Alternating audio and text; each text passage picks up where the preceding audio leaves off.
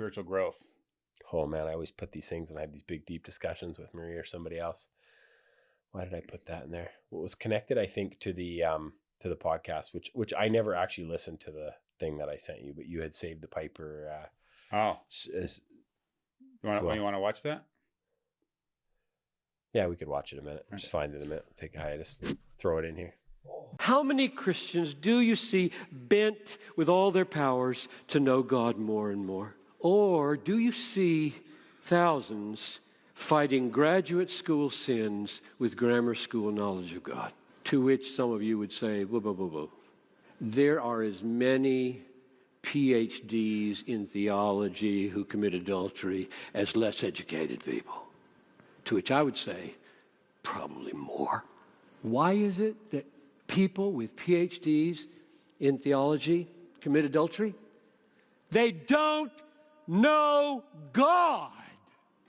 You can read theology 10 hours a day, 40 years long, and not know God as beautiful, all satisfying, highest treasure of your life. We're talking about knowing God here in 1 Thessalonians. They don't know God. They don't know God really as who He is, infinitely valuable, infinitely beautiful, infinitely satisfying, why your soul was made. There are more pleasures at His right hand, more eternal joys in His presence that you could have in 10,000 sexual trysts. The question is, do you know that?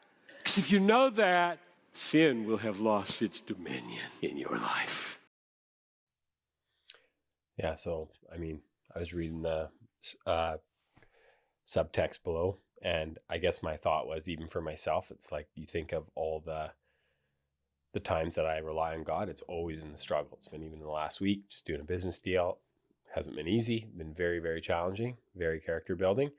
And it's sad. Like I'm embarrassed always to admit it, even to myself. Like I've repented of it. But it's like, man, that's when I just like fully give up and just cry out to God, right? And I guess to me, that's what he's talking about. And it's that you think of the idea of like, well, even just the uncomfortableness of people. And I had a conversation with a guy this morning, who can't talk to his parents about their relationship with God. And they probably have one, but it's just this personal thing. And it's this idea, well, that's just not biblical. Like all of scripture is people either telling, either we're being told how, who God is. And I guess that's what he's getting at. But I think the idea of, and Mark Driscoll, who's a bit of a swear word to some people, but like, it's one of the things he really hammered on. And that's kind of one of the informative people in my early Christian walk, because I was a young guy and pretty screwed up. And I could just identify with some of the things that he hammered me with in his preaching. But he always talked about that. He talked about people that were just like, the spiritual nerds, or whatever term you want to use, but just the idea of like, oh, they know all the doctrine. They know,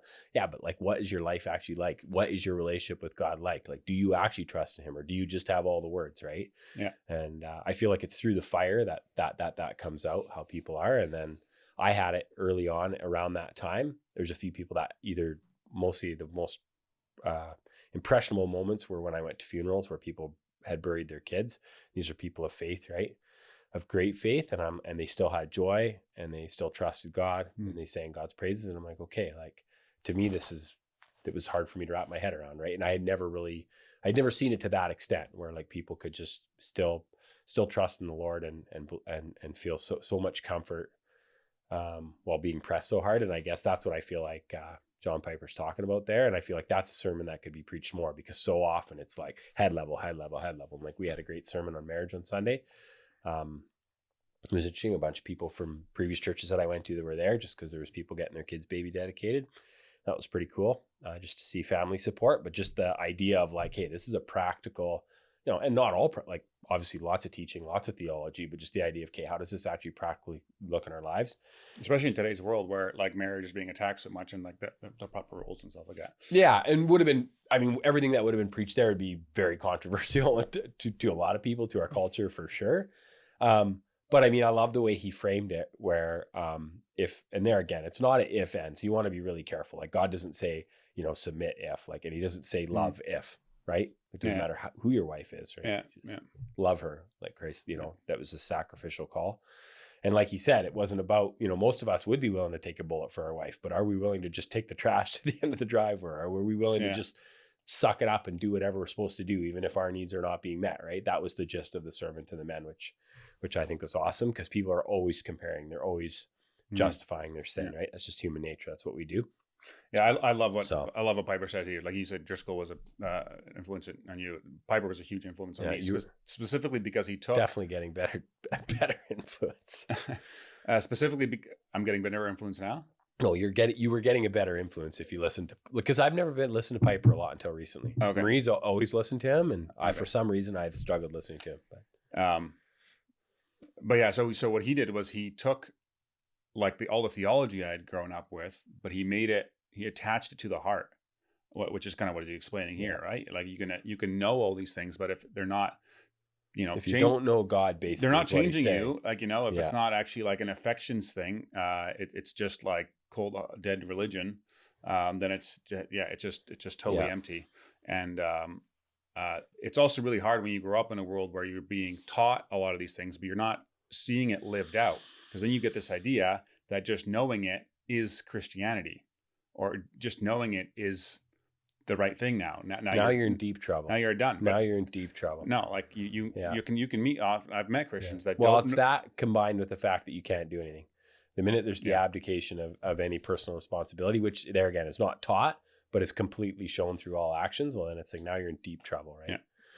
Because we are commanded to do things. Yeah. We're commanded to rejoice in the Lord. Yeah. And we're commanded to repent, right? Yeah. Yeah. But a lot of the commands in the Bible are after our affections, right? They're not after our behaviors as much as they are after our affections. And that drives everything. And you're like, well, how do I change my affections? And you come to the conclusion you can't. You can't on your own, no. And so, need God.